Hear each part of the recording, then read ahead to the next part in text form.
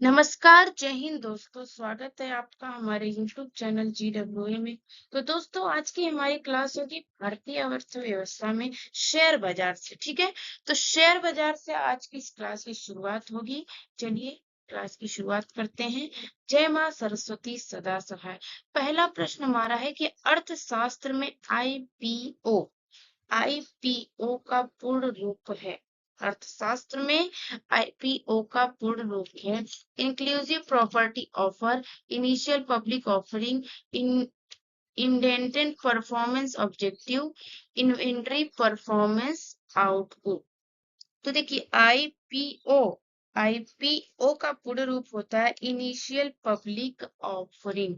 ठीक है, क्या है? इनिशियल पब्लिक ऑफरिंग आपका सही उत्तर हो जाएगा। ओके, चलिए अगला प्रश्न आता है कि सेबी अधिनियम पारित हुआ था। सेबी अधिनियम कब पारित हुआ था? तो आपका इसमें 1992 है, ऑप्शन दूसरा, यही आपका सही उत्तर हो जाएगा। सेबी अधिनियम 1992 में आया था। ठीक है, चलिए अब देखिए आपका क्या है प्रश्न की डॉट डॉट डॉट शेयर किसी बड़ी अच्छे से स्थापित और कई वर्षों से संचालित हो रही वित्तीय दृष्टिकोण से सुदृढ़ कंपनी का शेयर होता है। तो इसमें हम क्या करेंगे? सिलिकॉन शेयर किसी बड़ी अच्छे, या फिर ब्लू चिप? हाँ, ब्लू चिप जो है आपका option B, blue chip share किसी बड़े अच्छे से स्थापित और कई वर्षों से संचालित हो रही वित्तीय दृष्टिकोण से सुदृढ़ कंपनी का शेयर होता है। ठीक है, चलिए अगला प्रश्न आपका आता है कि भारत में शेयर बाजार की कार्यपालिका विनिमय निम्नलिखित में से कौन करता है? तो भारत में शेयर बाजार की कार्यपालिका विनिमय निम्नलिखित में से कौन करता है? ऑप्शन बी आपका सेबी हो जाएगा। ठीक है, सेबी आपका सही उत्तर होगा। और अब आगे बात करेंगे कि निम्नलिखित में से कौन सा एशिया का पहला स्टॉक एक्सचेंज है? तो एशिया का पहला स्टॉक एक्सचेंज की बात हम करेंगे तो आपका क्या हो जाता है कि बॉम्बे स्टॉक एक्सचेंज। क्या होगा? बॉम्बे स्टॉक एक्सचेंज आपका सही उत्तर हो जाएगा। ठीक है, चलिए बात करेंगे अगले प्रश्न की कि स्टॉक एक्सचेंज में निम्नलिखित में से कौन सट्टेबाज नहीं है? तो आपका क्या होगा कि स्टॉक एक्सचेंज में ये जो ऑप्शन दिया है इसमें से कौन सट्टेबाज नहीं है? तो दलाल, मंदड़िया, तेजड़िया या फिर स्टैग? तो आपका ऑप्शन ये जो पहला है स्टैग, यही सही हो जाता है। इसमें से तेजड़िया, मंदड़िया या फिर दलाल ये सारे क्या है? सट्टेबाज हैं, लेकिन स्टैग नहीं है। ठीक है, चलिए अगला प्रश्न आएगा कि भारत में स्टॉक मार्केट के विनिमय के लिए कौन सी केंद्रीय एजेंसी जिम्मेदार है? तो आपका क्या है कि भारत में स्टॉक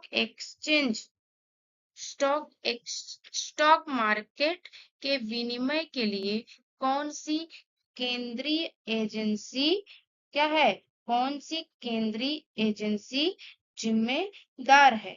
तो इसका आपका उत्तर हो जाएगा, क्या होगा? सेबी। ठीक है, भारत में भारत में विनिमय कौन सी केंद्रीय एजेंसी है?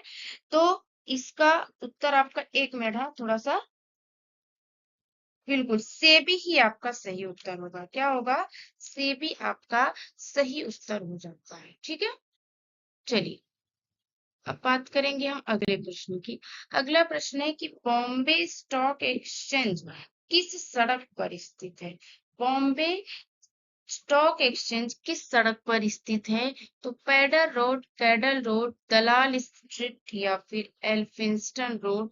तो दलाल स्ट्रीट ही आपका सही उत्तर होगा कि बॉम्बे स्टॉक एक्सचेंज दलाल स्ट्रीट सड़क पर स्थित है। ठीक है, चलिए अगला प्रश्न अब आएगा कि बॉम्बे स्टॉक एक्सचेंज में पहला exchange traded index derivative contract कारोबार किस वर्ष किया गया? प्रश्न को फिर से पढ़ेंगे कि बॉम्बे स्टॉक एक्सचेंज में पहला exchange traded index derivative contract कारोबार किस वर्ष किया गया। तो ये आपका 2000, बिल्कुल ऑप्शन ए सही, ऑप्शन पहला ही 2000, सन 2000 में शुरू किया गया था। ठीक है, चलिए अगला प्रश्न आएगा कि बॉम्बे स्टॉक एक्सचेंज एशिया की कौन सी स्टॉक एजेंसी है। तो बॉम्बे स्टॉक, ये तो पीछे हमने आपको बताया ही कि एशिया की पहली स्टॉक एक्सचेंज क्या है, आपका बॉम्बे स्टॉक एक्सचेंज हो जाएगा।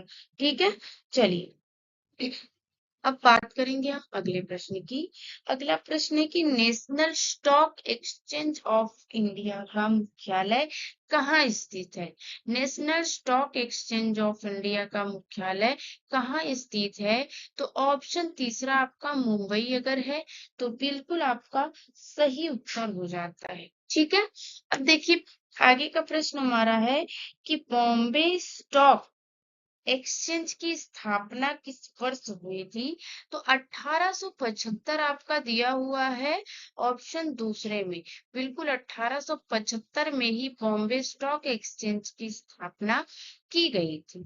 ठीक है, चलिए अगला प्रश्न आता है हमारा कि बॉम्बे स्टॉक एक्सचेंज सोने और किसके में कमोडिटी डेरिवेटिव अनुबंध शुरू करने वाला भारत का पहला स्टॉक एक्सचेंज बन गया। आपका इसमें हो जाएगा चांदी, क्या हो जाएगा चांदी, अगर आपका ऑप्शन है जी बिल्कुल तीसरा ऑप्शन चांदी। बॉम्बे स्टॉक एक्सचेंज सोने और चांदी में कमोडिटी डेरिवेटिव अनुबंध शुरू करने वाला भारत का पहला स्टॉक एक्सचेंज बन गया। ठीक है, अब बात करेंगे हम अगले प्रश्न की कि निम्नलिखित में से कौन सा एक शेयर बाजार के संदर्भ में अप्रासंगिक है। क्या है, निम्नलिखित में से कौन सा एक शेयर बाजार के संदर्भ में अप्रासंगिक है। तो आपका सेप्स दिया हुआ है कहाँ, बिल्कुल ऑप्शन तीसरा सेप्स आपका सही उत्तर हो जाएगा, सेप्स। ठीक है, चलिए अगला प्रश्न आता है कि इनमें से किस समिति की अनुशंसा के आधार पर भारत में नेशनल स्टॉक एक्सचेंज की स्थापना की गई थी।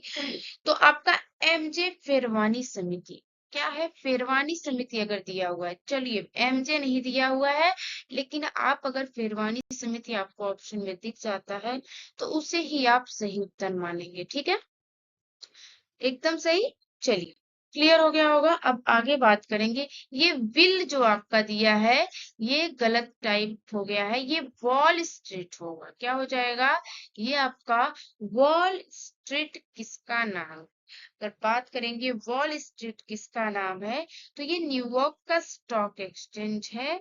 तो ऑप्शन तीसरा ही ये भी आपका सही है, न्यूयॉर्क का स्टॉक एक्सचेंज। वॉल स्ट्रीट किसका नाम है, न्यूयॉर्क का स्टॉक एक्सचेंज है। ठीक है, चलिए अब अगला प्रश्न है कि वे वस्तुएं या वह वस्तुएं जिन्हें उपभोक्ता के तत्काल आवश्यकता की पूर्ति करने के लिए नहीं बल्कि अन्य वस्तुओं का उत्पादन करने के लिए लाया जाता है वह क्या कहलाता है। तो वह आपका पूंजीगत वस्तुएं, क्या बात है सारे तीसरा का तीसरा सब उत्तर तीसरा ही हो रहा है, पूंजीगत वस्तुएं ही आपका सही उत्तर होगा। ठीक है, तो चलिए बात करेंगे अब अगले प्रश्न की। एफडीआई का अर्थ है, एफडीआई का अर्थ आपका क्या हो जाएगा, एफडीआई का अर्थ फॉरेन डायरेक्ट इन्वेस्टमेंट, इसका हिंदी हो जाएगा प्रत्यक्ष विदेशी निवेश। जी बिल्कुल ऑप्शन दूसरा, एफडीआई का पूर्ण रूप फॉरेन डायरेक्ट इन्वेस्टमेंट, तो इसका उत्तर हो जाएगा प्रत्यक्ष विदेशी निवेश। ठीक है, बात करेंगे अब अगले प्रश्न की। निम्नलिखित में से कौन भारत का सबसे पुराना स्टॉक एक्सचेंज है। अगर बीएससी दिया है बिल्कुल बॉम्बे स्टॉक एक्सचेंज, यही आपका सही उत्तर होगा, सबसे पुराना है, एशिया का सबसे पहला है। जी बिल्कुल 1875 में इसकी स्थापना हुई, सब आपका क्लियर हो गया होगा। तो अब बात करेंगे हम अगले प्रश्न की। ठीक है, एफडीआई का पूर्ण रूप पीछे हमने आपको बताया, फॉरेन डायरेक्ट इन्वेस्टमेंट। ऑप्शन पहला ही आपका सही हो जाता है। ठीक है, थोड़ा सा टाइपिंग मिस्टेक होता है तो उसे आप थोड़ा सा करेक्ट कर लिया करिए अपने से, उसके लिए माफी चाहेंगे, हो जाता है गलती। चलिए अब बात करेंगे अगले प्रश्न की। फेरा का पूर्ण रूप क्या है? क्या दिया है कि पेरा का पूर्ण रूप क्या है? तो फॉरेन एक्सचेंज रेगुलेशन एक्ट आपका कौन सा ऑप्शन है? Foreign export foreign exchange regulation act, बिल्कुल ऑप्शन दूसरा ही आपका सही हो जाता है कि फेरा का पूर्ण रूप क्या होगा? फॉरेन एक्सचेंज रेगुलेशन एक्ट हो जाता है। ठीक है, चलिए अब बात करेंगे हम अगले प्रश्न की कि बॉम्बे स्टॉक एक्सचेंज की स्थापना निम्नलिखित में से किसने की थी? तो आपका प्रेमचंद रॉयचंद, यही आपका पहला ऑप्शन ही सही हो जाता है। बॉम्बे स्टॉक एक्सचेंज की स्थापना प्रेमचंद रॉयचंद ने ही की थी। चलिए अगला प्रश्न आता है कि बुल और बियर, बुल और बियर शब्द किसके उपयोग में लिया जाता है? तो बुल और बियर ये जो शब्द किसके उपयोग में, ये आपका शेयर मार्केट शेयर बाजार से संबंधित है। ठीक है, चलिए अगला प्रश्न आता है कि भारतीय प्रतिभूति और विनिमय बोर्ड, ये सेबी का फुल फॉर्म है हिंदी में। ठीक है, तो भारतीय प्रतिभूति और विनिमय बोर्ड सेबी किस शहर में स्थित है? तो आपका मुंबई, मुंबई ऑप्शन तीसरा है, मुंबई ही सही उत्तर हो जाएगा आपका। ठीक है, चलिए अगला प्रश्न है कि अधिनियम फेमा, क्या दिया है कि अधिनियम फेमा किस वर्ष लागू किया गया था? तो 1999 में अधिनियम फेमा आपका किस वर्ष लागू किया गया था? तो यह 1999 में लागू किया गया था। ठीक है, चलिए अब बात करेंगे अगले प्रश्न की। निम्नलिखित में से कौन मुद्रा बाजार का साधन नहीं है? तो क्या है कि मुद्रा बाजार का साधन नहीं है? तो treasury bill, bonds, treasury bill, commercial paper, certificate deposit. तो इसमें आपका जो बॉन्ड्स है ये आपका मुद्रा बाजार का साधन नहीं है। Treasury bill, commercial paper, certificate deposit, ये सारे मुद्रा बाजार का साधन है, लेकिन बॉन्ड्स आपका नहीं है। ठीक है दोस्तों, आपको कहना चाहेंगे हम कि अगर आप चैनल पर पहली बार आए हो तो चैनल को सब्सक्राइब जरूर कर दीजिएगा। ठीक है, चलिए और प्रश्न आप देखिए कितने बेहतरीन प्रश्न है इस क्लास में। आगे भी देखिए, मुद्रा के अवमूल्यन का अर्थ क्या है? मुद्रा के अवमूल्यन का अर्थ क्या है? तो देखिए, मुद्रा के आंतरिक मूल्य में कमी, मुद्रा के बाह्य मूल्य में कमी। तो ऑप्शन दूसरा ही सही होता है कि मुद्रा के बाह्य मूल्य में कमी दिखाई देती है। मुद्रा के अवमूल्यन का अर्थ मुद्रा के बाह्य मूल्य में कमी होती है। ठीक है, चलिए अगला प्रश्न आ जाता है कि सेबी की स्थापना भारत सरकार द्वारा 12 अप्रैल किस सन को एक गैर सांविधिक निकाय के रूप में किया गया था? तो इसका कहने का मतलब ये है कि सेबी की स्थापना भारत सरकार द्वारा 12 अप्रैल 1988 को, ठीक है, कब? 1988 को की गई थी, और यह एक गैर सांविधिक निकाय है। ठीक है, यह एक गैर सांविधिक निकाय के रूप में 1988 में सेबी की स्थापना हुई थी, और इसका मुख्यालय कहाँ है? इसका मुख्यालय आपका मुंबई में है। ठीक है, मुंबई में। चलिए अगले प्रश्न की बात करेंगे। मुद्रा बाजार को नियंत्रित करता है कौन? मुद्रा बाजार को कौन नियंत्रित करता है? तो पढ़ेंगे जब हम ऑप्शन को, आरबीआई, सेबी, नाबार्ड या फिर फॉरवर्ड मार्केट कमीशन। तो मुद्रा बाजार को आरबीआई नियंत्रित करता है। ठीक है, आरबीआई। ठीक है, चलिए अब बात करेंगे हम अगले प्रश्न की। विश्व में सबसे तेज स्टॉक एक्सचेंज कौन सा है? तो देखिए, विश्व की बात भी अगर हम करते हैं तो विश्व के सापेक्ष में देखेंगे तो बॉम्बे स्टॉक एक्सचेंज बहुत तेजी से काम करता है। ठीक है, चलिए अब बात करेंगे आगे। सेबी एक है, पीछे हमने आपको बताया सेबी एक सांविधिक निकाय है जिसकी स्थापना 1988 12 अप्रैल 1988 को हुई और जिसका मुख्यालय मुंबई में है। बिल्कुल आपका क्लियर हो गया होगा। तो अब हम बात करेंगे अगले प्रश्न की।